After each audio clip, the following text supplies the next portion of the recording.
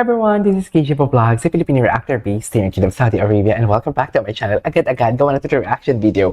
Binibining Anonymous did it again, should I say? So gawa natin yung reaction video. I really care about her a lot. Barda edits Barbie Fortesa and David Licauco. So basically, nasabi dito ni David na syempre mas maniniwala ako kay David. Kaso ang sabi kasi dito, naniniwala talaga ako kay David. Kaso ang sabi kasi dito ni David, hindi pa daw na-meet. Pero parang iba naman. At least, eme lang. So I want like, ano longer, let's all watch this. The edits naman ito na binibining Anonymous. Tingnan natin. Sinabi mo kay David. That's super naman. Parang ikaw yata ang may hawak ng susi. Ano kasi, busy kasi, Busy? kasi si Barbie. Busy kasi si Barbie. Bigla. Ito, this is one thing that I really love making a reaction video. Pagdating sa edits, nagawan ko na ng reaction video ang full interview nito ni David eh. Pero pagdating kasi sa edits, may mas makikita ka pa kahit alam mo yung maliliit na mga details, nakikita mo talaga. Nakita mo yung parang pa-baby siya.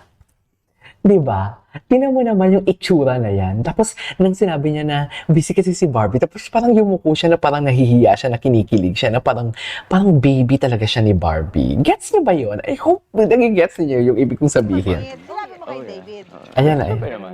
Ayan na, ayan na. Parang ikaw yata ang may hawak ng susi. Hindi yan. Ano kasi, busy kasi. Si Barbie, yumuko. Busy kasi si Barbie. Yumuko. Ay, hindi siya yumuko. Tumingin lang pala siya sa gilid. parang naglilin. Alam mo yung parang nagpapalambing. Di ba ganun talaga yung mga baby? Parang nagpapalambing yung kanilang mga ulo. Biglaan natutuloy. Biglaan. Yeah, Pag walang Bigla. plano, natutuloy eh. pwede. Pwede. Fan service pa ba to o may kasama ng feelings? Ayan. Which Yung one? closeness ninyo ni Barbie. To, Tapos wait lang, parang na-mention din ata dito ni what you call this, ni Mr. Nelson Canlas, yung about sa Instagram nila, no? So basically, hindi talaga tayo dilulu. Kasi kung ano yung nakikita natin reaction video, kung ano yung nakikita yung sa reaction video ko na ginagawa ko ng reaction ng mga sagutan nila sa internet, kahit si Sir Nelson Canlas na napaka-busy tao, is napapansin din yung mga sagutan nila or sa Instagram, sa social media, kung anong meron sa kanila sa social media. Ang gwapo. In fairness kay Ginoo, kudo sa sa stylist ni Ginoo dito, ang gwapo. Si Sir Nathan pala, di ba? Si Sir Nathan? Natutuloy eh. Pwede. Ay, pwede. Fan Sir. service pa ba to o may kasama ng feelings? Which one? Which one? Closeness ninyo ni Barbie. Well, yung closest namin, close naman talaga kami. Eh, sir. Talaga ba, sir? I mean, you have to think na, of course, like, Barbie just got off from a relationship. Yeah, indeed. Actually, parang never ko nga narinig sa kanya yung bro code eh. 'Di ba? Never kong narinig sa kanya ang bro code. Like literally, but I am not pretty sure if there are something like, hindi ako sure kung mag-brother ba talaga sila ni Jack Roberto or what, or magtropa ba talaga sila, or baka same lang naman sila ng what they call this, baka same lang din naman sila ng network. Pero ito nga, pumasok lang bigla sa utak ko at never ko to sinabi kanina sa inyo sa isang reaction video ko.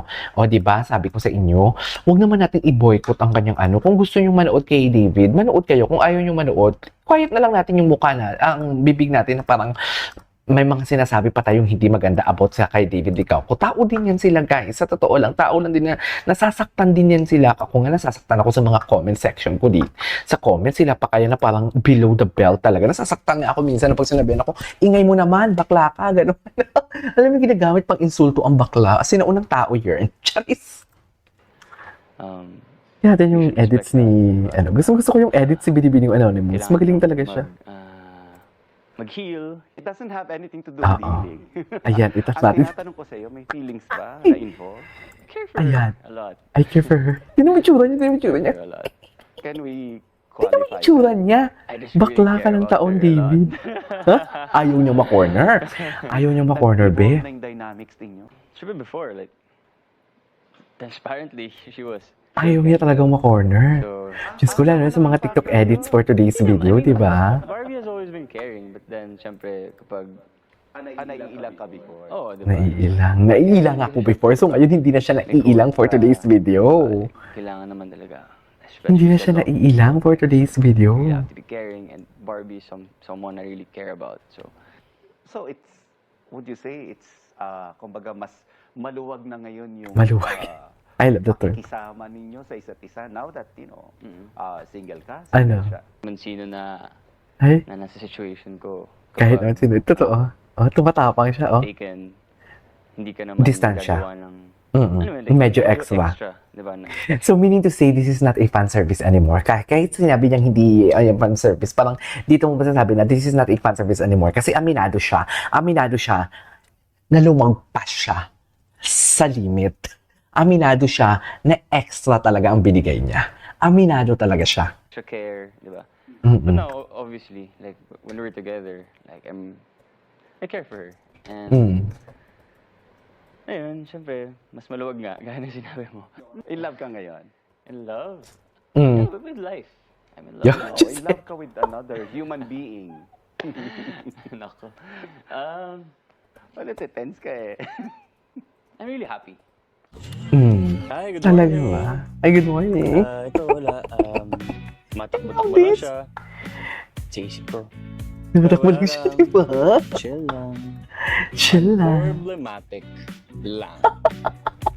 Zero problems. Zero problems. I love it. I guess jogging na lang. Since hindi tayo nakapag-contest kay... I love this.